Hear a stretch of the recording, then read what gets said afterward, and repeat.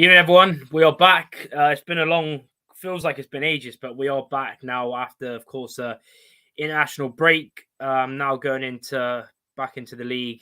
Hopefully, you can pick up 3 points this weekend against Shrewsbury. Of course, we're going to be talking about everything from the transfer window to obviously the JCH, the stadium. Obviously, going over our last game, which was quite a while ago, but we're going to be going over that as well.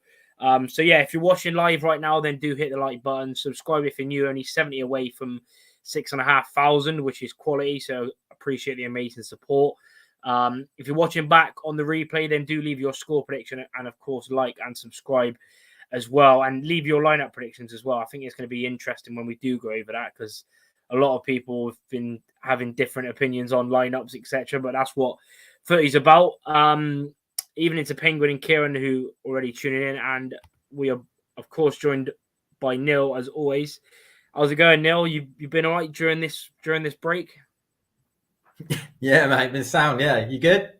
Yeah, mate. Yeah, all good. It was sort of nice and annoying to have a bit of a break because I don't really like international football, and yeah, but obviously, hopefully, we've done a lot of training. Hopefully, we can get back to winning ways in the league, of course, after we'll talk about Cheltenham briefly because I didn't watch the game, but obviously we did win that as well. But getting back on, of course, to the league, what did you make of the Lincoln game? Because obviously there was a few changes. We sort of went away from what we've been doing so far because we went back to playing free in midfield, which we did last season in the second half of the season, but it didn't really work. And, Finley played again. Of course, a lot of people were, having different opinions with him because when you play with that free in midfield and there's Finley, there was Woods and there's Bogard, there's not really a lot of creativity. What did you make of the lineup again with, of course, Hall and Gordon being left out the squad again? No room for them on the bench either. What did you make of the whole lineup going into that game? Yeah, again, it's hard to really look at our side now. With the amount of players we've got, there's always going to be players that are sat in the stand. That's how it's going to be now. The squad we've got, what you're used to seeing in the first team, aren't going to be there because we've flooded it with so many what you deem as first team players. So the only one that stands out for me is the Connor Taylor one. To me, just don't make sense to me at the minute. It just doesn't. Like it might make sense to others, but for me, it just don't add up to me. I just think he's a threat in both boxes. You can see his quality. He's a concern for oppositions. He does what he says on the tin as far as being a centre half. I know Kramer's come in and done okay, and I just think Connor Taylor's a bigger threat for us in what counts in football is what you do in both boxes, and he's a threat in both of them, Connor Taylor. So to bring him in for 300 grand, there must be a reason behind it. I don't know what it is, but to bring him in for 300 grand and not play him alongside Wilson, which to me just on paper looks like an aerial brick wall, to be honest. But why we've gone against that, I'm not too sure. But that's the only one for me, really. I think Woods is, from what I've seen of him play for us, I know we've seen him in the AFL, other places, but for us, he sort of, I think now he's going to allow us to play rather than a double screen. I think you could just play him in there by himself and play two ahead of him, to be honest. I think he's good at reading the game, nice and tidy on the ball. He doesn't desperately mix his passing game up. He keeps it nice and short, nice and tidy, and allows other to play. So I think you might see us in a few weeks or a week or two go to him just sitting in there as a screen and playing two ahead of that, to be honest.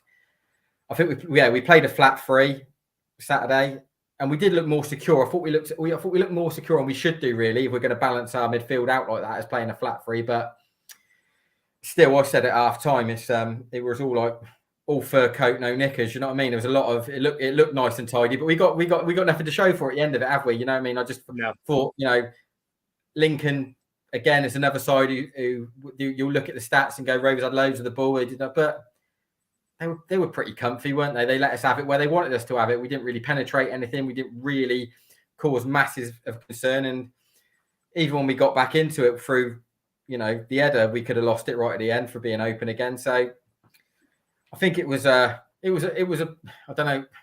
I know they come out after the game and it said it was a point well earned. I don't know if it was, to be honest. I think we might have got away with one, to be honest, there.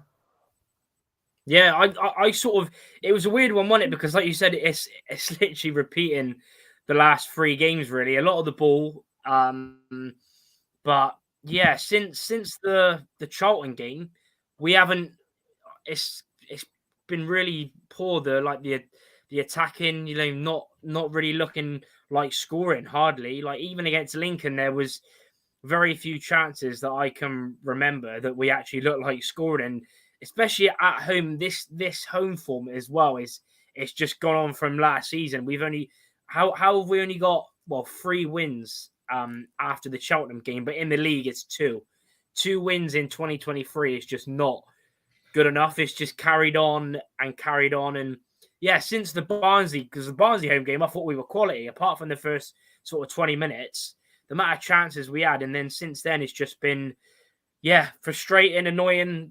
How many words are there? All those sort of words to describe it. It's just, yeah, it's annoying because we're sort of like 75%, 80% there. It's just getting the ball in the back of the net. The last 3 or 4 games that we've really struggled on, and I agree with you as well. It's sort of hard. It's with these obviously with Kramer, because he's on loan. You don't know if there's another clause in there, or because Connor Taylor was the games he come in and played for us. I thought he was good, and then out of nowhere, just not in the team. I know he played against Cheltenham, but really you want to be seeing him in the league.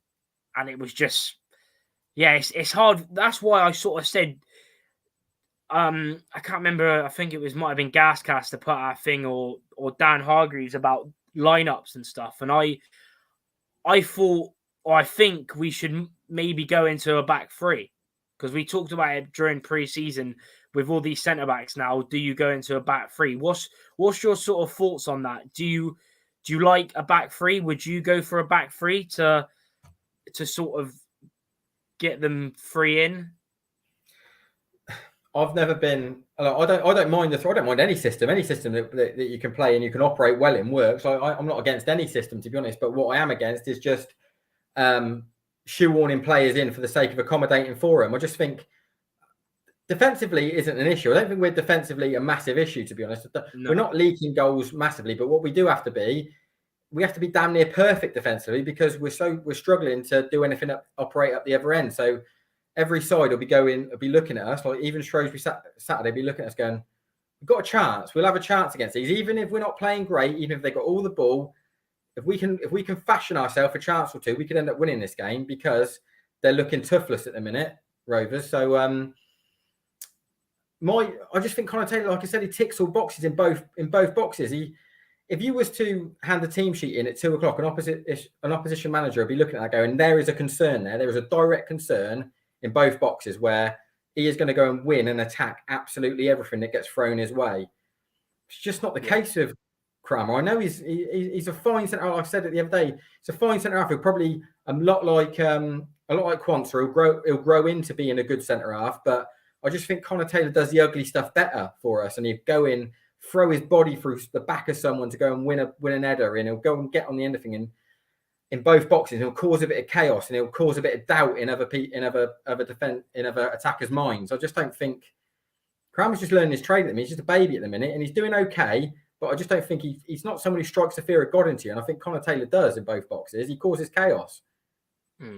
Yeah. I sort of agree. I do like Kramer as well, but I agree. I would prefer to have Taylor, but obviously it's all about opinions. But if you're going to spend 300k on him, I know he didn't play a lot last season, but from what we've seen of him so far, he hasn't really done anything too much different from Kramer, really, if not. There's probably a perfectly good reason behind it that we don't know about and we don't need to know about, but it's just an head scratcher for me. But if someone was to come and tell me and say, this is the reason why I ain't playing, I'll probably go, right, fair dues, that's the reason why. But because we don't know what it is, it's just a bit of an head scratcher for me at the minute. Why you'd have an absolute gun in both boxes and just not play him at this level, when the ball getting thrown into the box is a major part of what goes on.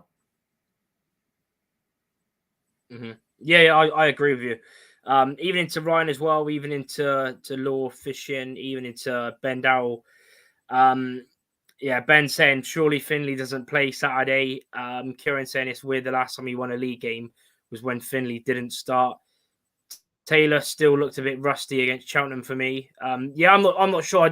I didn't watch the game, so but yeah, I mean he would have looked rusty because the last 2 games he hadn't played. But I'd still rather have a player that's your own player, permanent player, starting, especially considering we spent 300 odd K on him. So, but yeah, it was yeah, like we said, it was pretty much the same.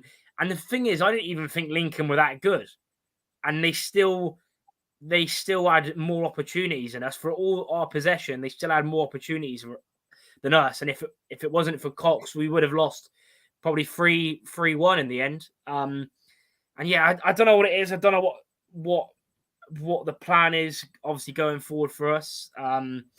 With obviously no JCH, with Barton apparently not wanting to get a free agent in up front, then it's a bit weird. I think there's a lot of talk about Giovanni Brown playing as a centre forward on his own, but I think unless you're like a Man City with an amazing, clinical centre forward, I don't see, especially when a lot of teams play 3 at the back in this league, unless you're like proper quality, I don't see, the reasoning playing Giovanni Brown as a centre forward. Like, what's your thoughts on that? Because obviously you started centre forward against Lincoln, and to be fair, a lot of people have said that they would do it, but I just want to get your thoughts on it. Because for me, I would, unless you're going to play him up front with Collins or a Marquis, so someone can hold the ball up and then lay it off to him, I wouldn't personally play him up there. But what's your thoughts on that? And let us know in the comments as well. Yeah, I think it's the problem we've got at the minute is that it's the final third. That's our only problem in it. Like we can step out with the ball, we can play through the lines. We've got all the ball retention and where we can create angles. We can hit diags. We can do all the fundamental things that we're looking to do in this pattern. It's just what we do 30 yards from goal we're struggling with. And because of the personnel we've got and the stature and the build of who they are, we have to be near on damn perfect to create an opportunity. Because, like I said about, if we could have landed JCH, if we could have got Jono in, it allows you to play the percentages. The ball doesn't have to be perfect. The build-up doesn't have to be perfect. It'll just be big, strong, elbows, get an half turn, and you saw what he could do it sort of Plymouth away, Gillingham away, and what he can do in the box, because he'll just bully people, which means the delivery and the ball into and the service doesn't have to be bang on. It can you just play the percentages and put it there or thereabouts, and he'll do the rest. With what we've got at the minute, it has to be pretty much near on perfect for us to score, because we haven't got that sort of stature 30 yards from goal. We've got, Giovanni Brown, Aaron Collins, Luke Thomas, Scott Sinclair, Evo. They're all the same sort of build, stature. They're all like graceful, jink on the like dancing past me. JCH will just bully the shit out of people. Like, we haven't got that. If we had that, our delivery would not have to be as bang on as what it needs to be now. Because, like I said, you just play the percentages, throw it up to him, and he'll make an average ball look good, and he'll make an okay cross look brilliant. But we haven't got that at the minute. So what we have to do is knit stuff together to be near on perfect. Yeah, it's true, literally, because it's just been frustrating. But hopefully, fingers crossed, we can get back to winning ways in the league. Obviously, on the JCH thing, what do you make of all that? Obviously, I done the video like on the deadline day, like straight after when it's finished, and you've seen on Twitter we've agreed the deal, and then next minute it's just collapsed. And what's your whole thoughts on the situation? Because it's just so Rovers, isn't it? Especially what's been going on. You only know what you get told, don't you, from both sides of the fence. So Rovers will have their say on the reasons why. You've seen Peterborough's stance on what they think has gone on. And I wouldn't take either as a gospel truth, to be honest. They're going to set it up to be their own agenda of what's gone on. All I will say is once a fee's been agreed and that player is free to talk to you, the ball's in your court. If he walks away from that, however he walks away from that, that's on you after that. So if it's down to, there's a few ways of looking at it. If it's an admin error where they've got it done, but they haven't submitted it in time, or they haven't requested the extension to get it done. So we're being told from, the Peterborough side, that is just that's just inept. That's just unacceptable. And it probably in another line of work you get sacked for that, because it's unforgivable, really. You've got a player there you're about to smash a transfer record for, and the reason that hasn't gone through, potentially, if it is the case, is the fact that you haven't been able to get the documents through in time. That ain't on. The other side of it is, the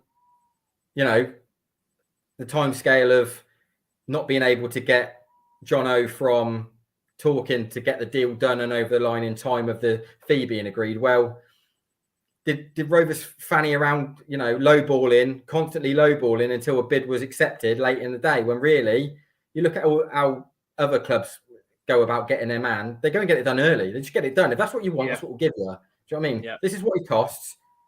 And rather than going, well, we'll give you this, well, we'll give you this, well, we'll give you this, that's what they want, and that's how bad you want him. Pay the money.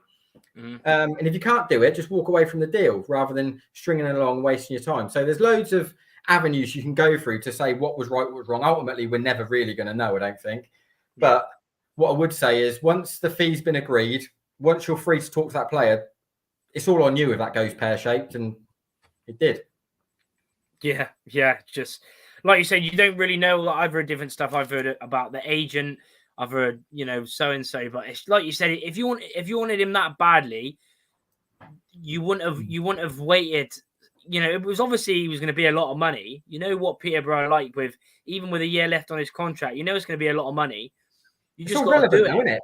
It's all relevant. Yeah. I think the problem is, to Rovers, that is a lot of money, because we operate in the dark. Yeah. We operate in the dark age of the transfer fees.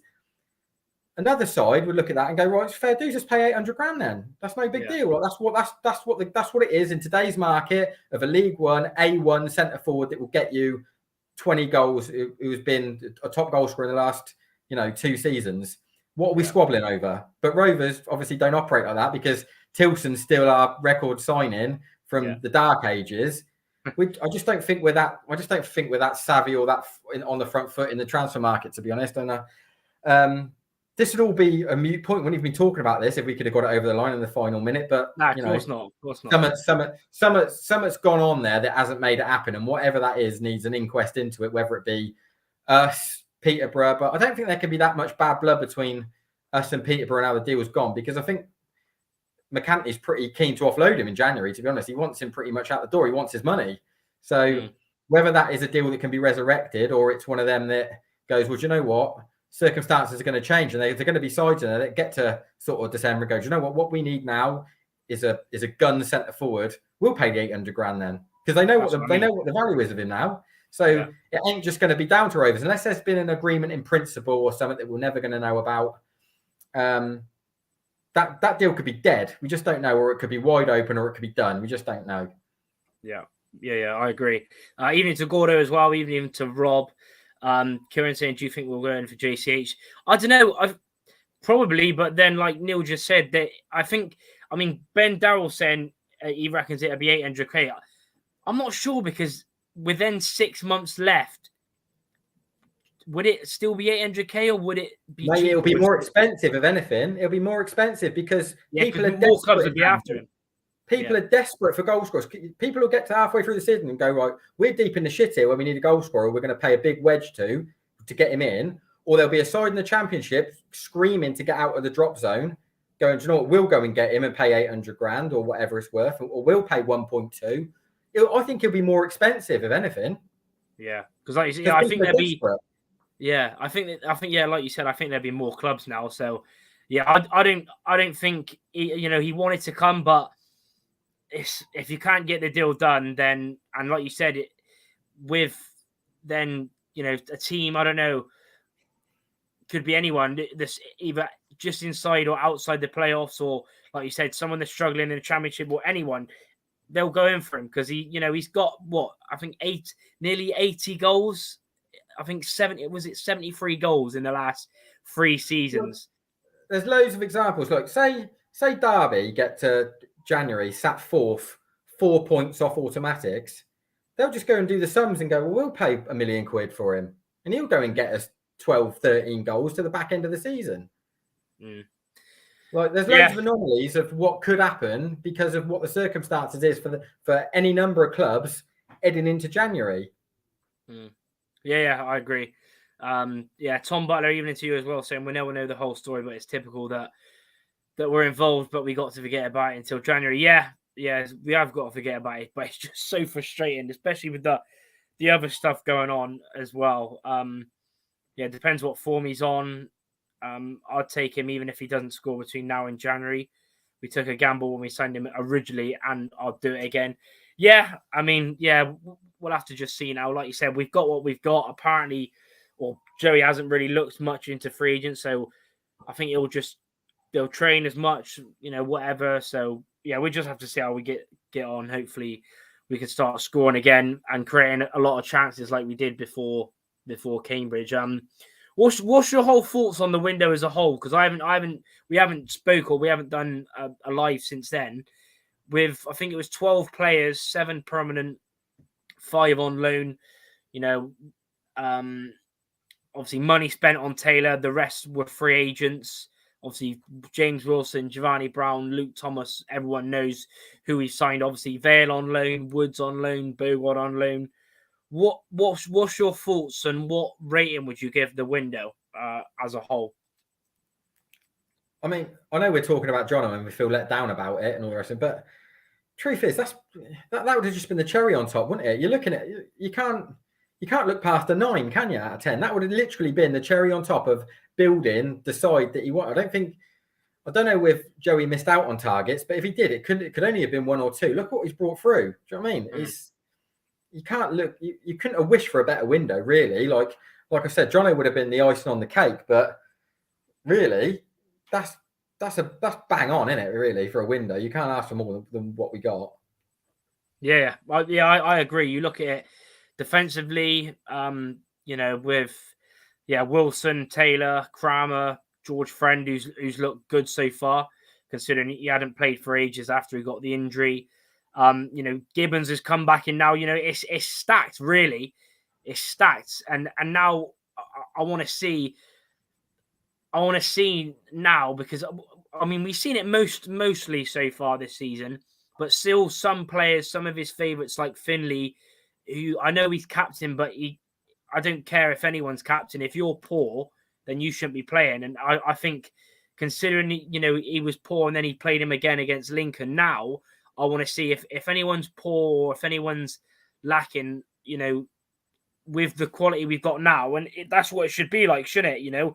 I don't care what player it is. If you're a fan and you're looking there at that squad, all you want to see now is if someone has a poor game or, a mistake or something, then, there should be other players, getting played, shouldn't there? Not just, I know, Barton's, Finley's probably one of his favourites, but even then, players like that, they shouldn't be playing if they're playing poor, even if they're captain.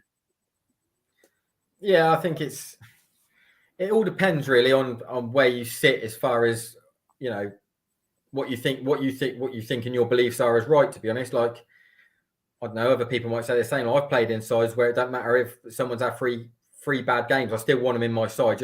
Sometimes it's just a presence. Sometimes you want a presence. I know I'll do it again. I'll keep harping back to Coots. Sometimes Coots just being on the pitch is one of them players that whether he's playing well or not, he just makes everyone else feel more secure.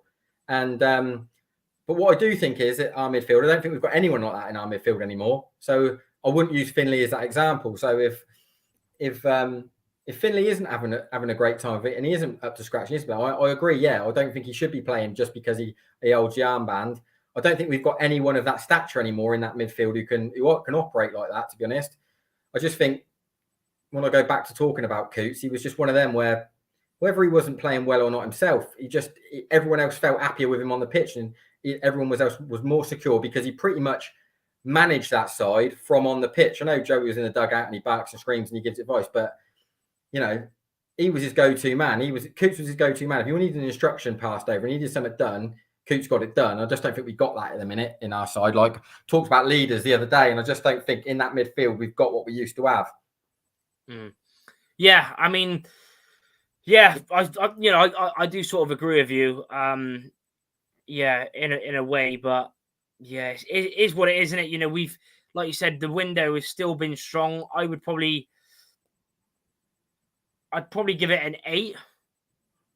7.5 or an 8. It's just I do love our business, but you know, when you see that how close it was and how we didn't get it done in the end, that JCH is just you know, So that depending on that drops 2.5 off for you, just that one deal. Yeah, because it is massive for us, because it's the fact that although a lot of people think Loft is crap, you know, there's no different option really on the bench, and you've let a striker go out on a permanent deal. What was it you said about him the other day? What was it about you said about? You said he had the worst touch you've ever seen in the football league or something when you was talking the other day. Yeah, I mean, yeah, but his touch is poor, but the fact that he still had, there was still, like, for me, I still liked him even though his touch was poor. I think a lot of people would admit that, but he still had quite an impact in our team. He's definitely got a different set of skill sets to everyone else. Yeah, I'll give him that. Yeah, but when he did play for us, he did you know, do some, you know, that run of games he had last season where he got 5 and 7 before the injury, when he was up front with Collins when we were playing, you know, 3-4-1-2. He was doing really well, and then yeah, it was obviously, but then yeah, it's like that. That's what my thoughts on it. Even though a lot of people didn't rate Loft at all. Some people did, but even when you let him go and then you look at the bench, I know obviously, you know, on the weekend we had Mark, or the Lincoln game, we had Marquis to bring on. It's like for me, with obviously we talked about Giovanni Brown as the centre forward, but for me it's almost, you know, frustrating in that way, because you go all out for Clark Harris with obviously I don't know if there was a backup option, I'm guessing not, because we all eggs in one basket. But then you think it's frustrating, and you know, people have said in the comments, Gordon, it was a decent window up until the JCH saga. Frustrated that we have depth everywhere but a striker, says Ben Darrells, and big up to Calvin as well. Go and subscribe to his channel. And yeah, if you're watching live, keep hitting the like button. If you haven't already, do subscribe. 70 away from 6,500 subscribers. If you want as well, and you haven't already, join FanHub. The code is scrolling bottom of the screen. ONEW5A, and free uses remaining on that. But yeah, we pretty much talked about the Lincoln game, the transfer window, the JCH. Next one up is obviously what came out the other day, the fruit market situation. Mm-hmm. Thoughts on that? Thoughts on that? I don't know whether you know, if you don't laugh, you'll cry or whatever. But what do you make of it? I think I'm at the point now with Rovers where I'd have been more surprised if it was nailed on and gone through. To be honest, I'm just immune to it now. I'm just completely immune to this stadium shit now. Like, I've heard it for too many years. I've seen the merry-go-round, the plans, the media, the video stuff they put out, all the possibilities and potential. Until I walk through a turnstile at a new ground, I just won't believe it. I just looked at it and I think I just smirked, and then I put my phone down. I just didn't think nothing of it. I just thought, yeah, same old shit. Like, I'm completely immune to it now. It didn't bother me. It didn't anger me. It didn't frustrate me. I just shrugged my shoulders at it and just thought, yeah, same old stuff. Like, I'll be stood in the mem at 70, mate. I know I will. Yeah, I know. It's just, yeah. I mean, I am sort of immune to it in a way, but I'm still annoyed. But even though I don't want to go to the fruit market, I'll say that.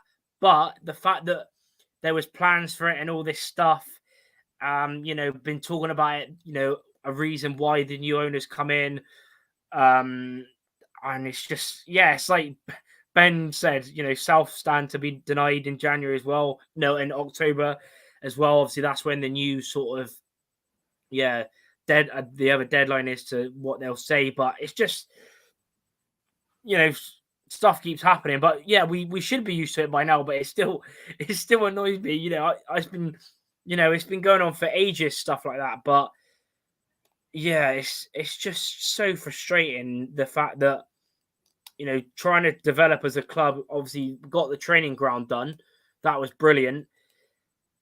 And then, you go into it, start of this season about, comes to near the start of the season. Oh, yeah, by the way, the South Stand, isn't going to be done. Loads of people have bought season tickets. Loads of people have spent loads of their money to get one. Then it's just, you try and get, positive, and you say, oh, yeah, all the transfers are, he's been backed, but then off the pitch, it's just, even on the pitch to an extent, we've not had the best starts, even though, like I said earlier on, 80% of it is there, but it's just, when you can't score goals, obviously you're not going to win many games.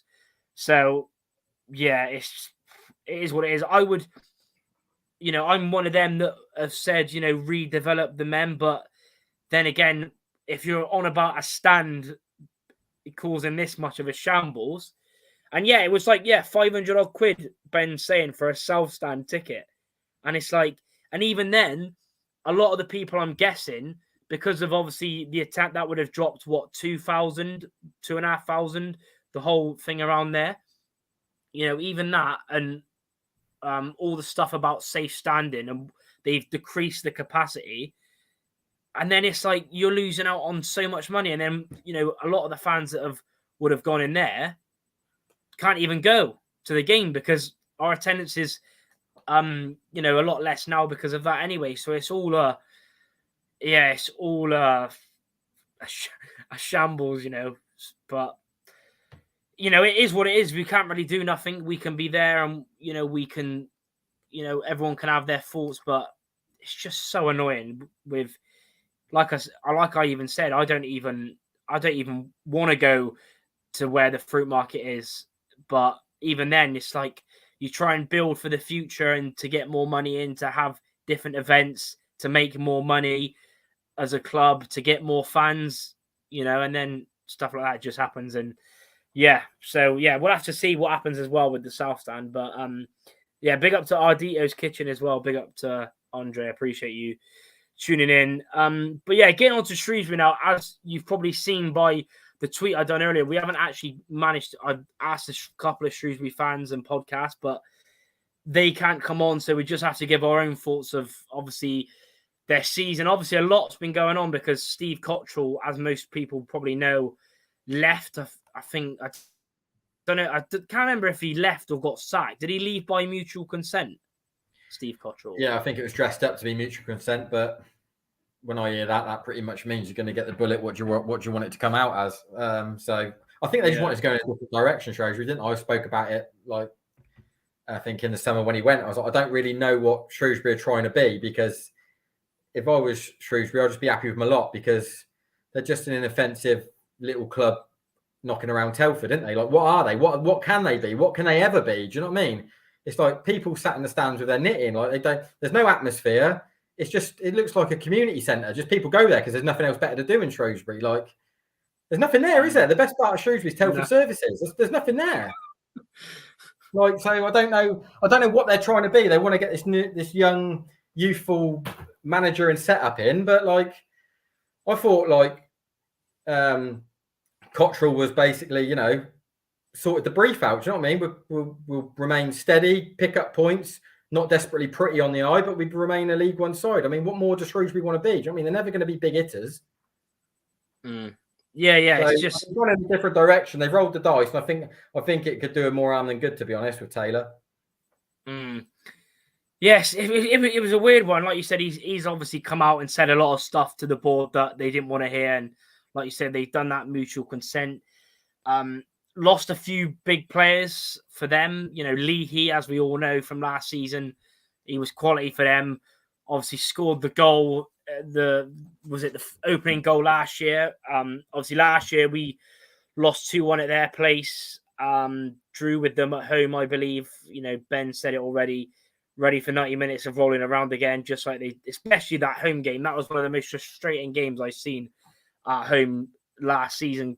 That's what they're like. But teams do what they got to do, and it's like, again, they'll look at us and be like, they're Shrewsbury are quite a physical team. Rovers aren't the most physical team by a big stretch. And yeah, I'm not sure what I make of Shrewsbury, because they've obviously played the same amount of games as us. They've won 3, lost 3, so they're above us by 3 points. Their last 2 games in all competitions, they lost 3-0 to Forest Green in the EFL Trophy. They lost 2-0 to Carlisle in their last league game. Apparently, this come out today, said they're not for a Shrewsbury team that are usually good at set pieces. They haven't been good at them attackingly and defending them. But again, we obviously had the Josh Grant goal from a set piece. We scored a few from that sort of angles, but we're not usually the best at set pieces. But hopefully we would have worked on that. And it's weird. Their own manager, of course, the ex-Pompey and Bolton, played for Swindon as well. His last club, Northampton, Matty Taylor, as their manager, which is a weird one, isn't it? Because he done poor at Walsall. They sacked him. I can't remember where else he was. He might have been in charge for Swindon for a little while. But what do you make of that? It's just weird, isn't it? Like you said, what do they actually want to do? Because they play the same football. It's the same style of play. I just don't really get. Is it though? Like, have you seen him? Is it? Because I can't imagine Taylor setting him up like that. Like, he's too much of a purist, Taylor. You've seen him at Walsall. I just think they'll play like that. I don't think they'll be physical. I don't think they'll look to rough you up. I don't think they'll be dangerous from set pieces. I think they'll be pretty wishy-washy, to be honest. Like that Walsall side was. Look to keep the ball, look to be nice and tidy and pleasant on the eye without really arming you or being aggressive in any part of the pitch. Doesn't surprise me like that they're not dangerous from set pieces with Taylor in charge, to be honest. I looked at that Walsall side. I remember when we beat them in League Two in the last minute. They were shocking. They scored those 2 goals. They were poor all games. You know what I mean? They were shocking, yeah. I know that the only real like meathead they've got is Dunkley, and he's just someone who was there from obviously Cottrell's time. I just don't think there'll be that rolling around, killing time, playing the clock, dart carts. I just don't think Taylor will set him up like that. He just doesn't seem like that sort of bloke. Like if Joey went boo at Taylor, he burst into tears. You know what I mean? I just think they'll be soft as shit. I think like as the season goes on, they'll be soft under Taylor. He doesn't look like someone who could dish out a bollocking if needs be. I just think they'll crumble if you go and get after him at one of his teams. If you look at their sort of results, they're sort of the games they've won, they've sort of nicked goals. They don't really score a lot. I think we could go and get after him. I think we could really impose ourselves and be aggressive and physical and really impose ourselves on him, to be honest, under Taylor. But we've got concerns of our own going forward. Do you know what I mean? So it's a bit nip and tuck, to be honest. But I don't expect him. I could be completely wrong, but I don't expect him to play anything like they did under Cottrell. I think they'll be completely different under Taylor, because why bring him in? If you don't want a wholesale change of like the philosophy of what you're doing, why get rid of him and bring someone else in? I just think they'll be different. Yeah. It's obviously a bit frustrating that we couldn't get a Shrewsbury fan on to actually, tell us if they've changed. All I know is that they play the same formation. They've pretty much got a lot of the similar players they had last season. They got Bowman up front. They got Daniel Udo up front. Obviously, I like Kieran Phillips is good on his day. He looks really good on his day. I wouldn't have him in my squad over the course of 40 plus games, but on his day, I think it was against Morecambe. He played really well against us. Yeah. He scored against us, I think. He looks pretty lively. I think Taylor would have had him at Walsall as well. They got the centre half. They brought in, is it Feeney from Carlisle? Probably do all right for him. Max Matter, the Kiwi centre forward. He probably wouldn't get in many other League One sides, to be honest. But I don't look at that squad and think, Christ, they're going to be dangerous in certain areas of the pitch. I just look at Dunkley and think he'd be a problem. That's about it. Yeah, Dunkley.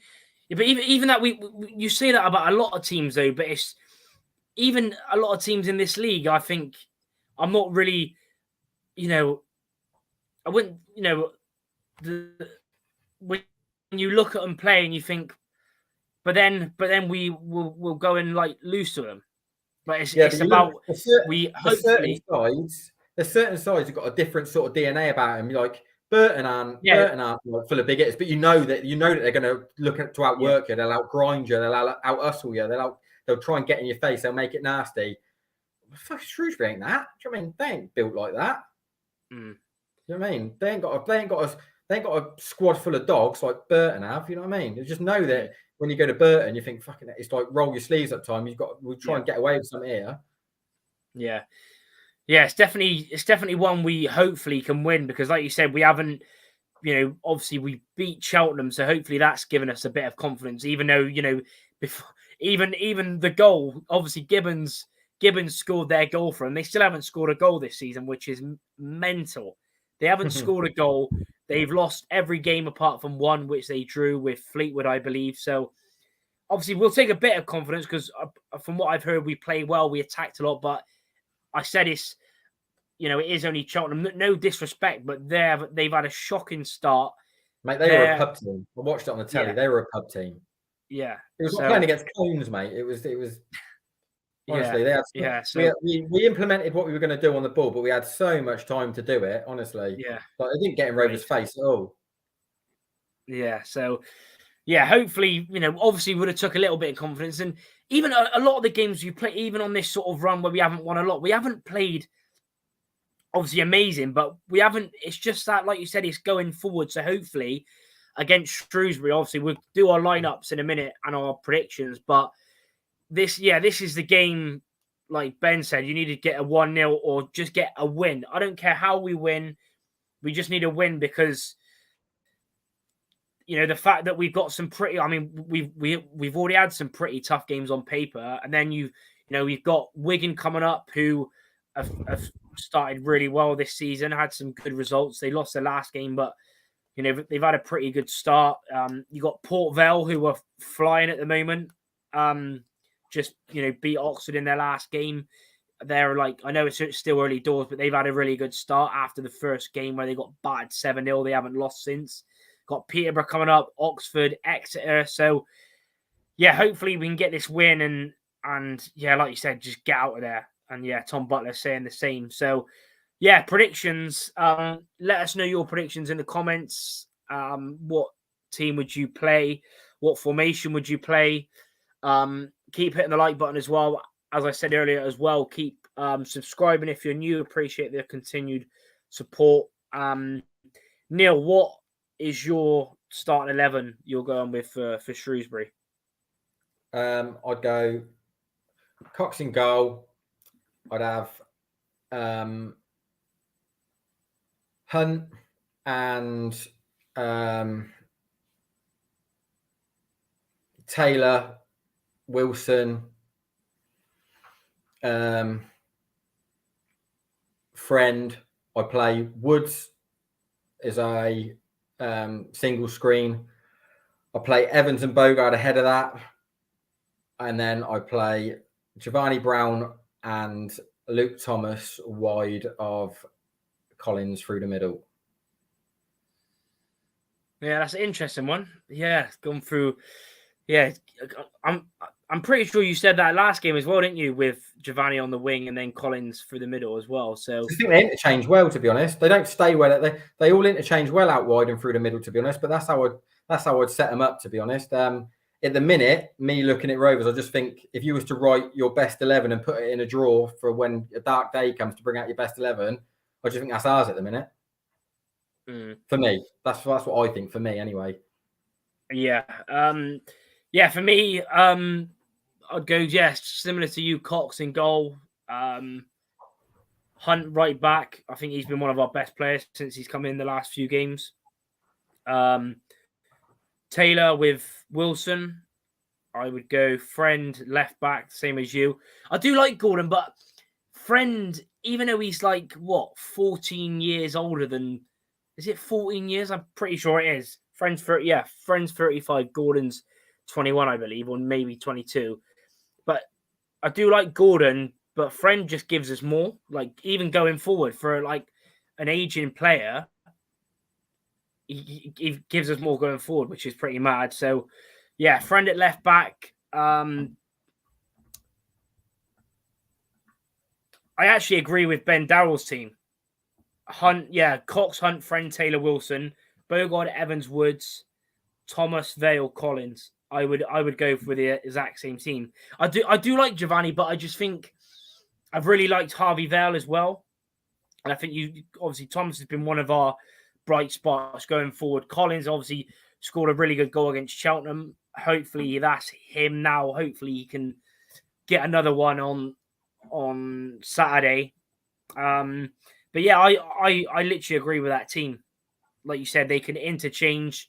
So pretty much, I think that's only one change from both. One change either way from both of us. You got Giovanni Brown, and I've got Vel. So yeah, getting on to predictions. What are you going for, Neil? Are you confident we can get back to winning ways in the league? I think this is a game we should go and win, to be honest. I don't know how we'll win it. I'm quite, like a few lads have said there, like, I'd quite happily win it ugly, to be honest.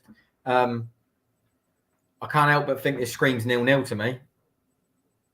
I mean, the thing is, I've seen on Keith Brookman shared it earlier on Twitter, because I've been Shrewsbury 5 times. I've never seen us win. So, thing is, that's a heads up for everyone. I won't be there. Unfortunately, I've got to help my dad with something on Saturday, so up till about 1 o'clock. So I won't be there. But I've been there 5 times and we haven't won. So hopefully, again, the game where we lost, no, the game where we won, was it 4-3 when Abu Gogo scored that last minute winner? Tuesday night, wasn't it? No, I think it was a Saturday.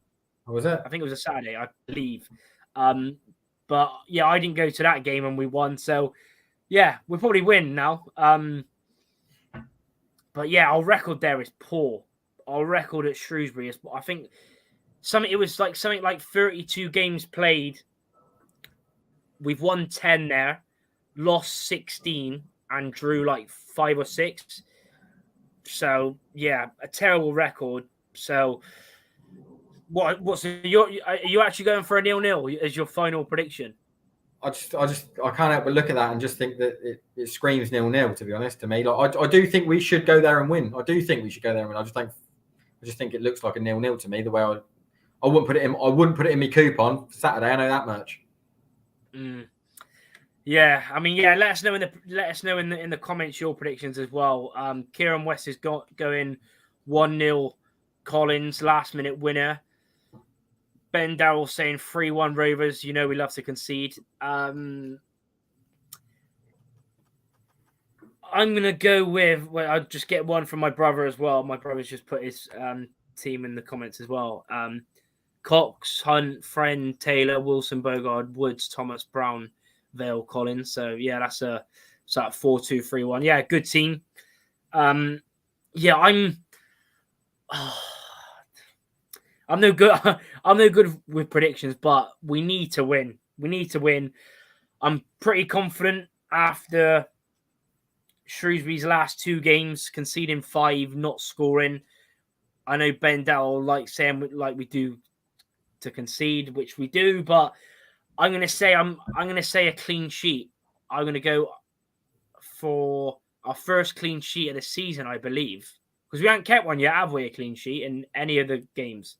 Not to my memory. No. So yeah, I'm going to go for our first clean sheet, and I'm going to go for a 2-0 win. I'm going to go Collins and Harvey Vell to get on the score sheet. Yeah, we just need, like you said, to get there, get out of there, get the win, and hopefully go on a bit of a run now where we can stay unbeaten. Hope, like I said, hopefully just get some more confidence into the side. Yeah, get an attacking team out there and just go for it, because we need a win. And like you said, the games after Wigan, Vale, Port Vale, Peterborough, Oxford, Exeter need to hopefully get on a run now, and hopefully find that balance and just start scoring more goals again, really. So we're pretty much going to end it here. Appreciate everyone that is tuned in. Appreciate the continued support as always. Like I said, scrolling down below there is the FanHub code if you want to join and you haven't already. Thanks to Neil again for coming on. Thanks to everyone for tuning in. If you haven't already, leave your prediction in the comments below. I'll put timestamps in later on this evening as well. So yeah, you can check out the different points if you've only just tuned in. And yeah, subscribe. On the road to 6,500 subscribers, only about 70 away, which is mad. And yeah, hit the like button as well. And yeah, Mr. T Gaming, 2-1 is prediction as well. 2-1. We go 2-0 up, and Shrewsbury will score and give us a scare late on. But yeah, thanks everyone for watching. There will be a match reaction after the game, even though I'm not going. I will watch it on iFollow. So I'll still do a match reaction straight after the game, and hopefully it's a positive one and we get 3 points. But yeah, thanks for watching, and we'll see you in the next one. Up the gas.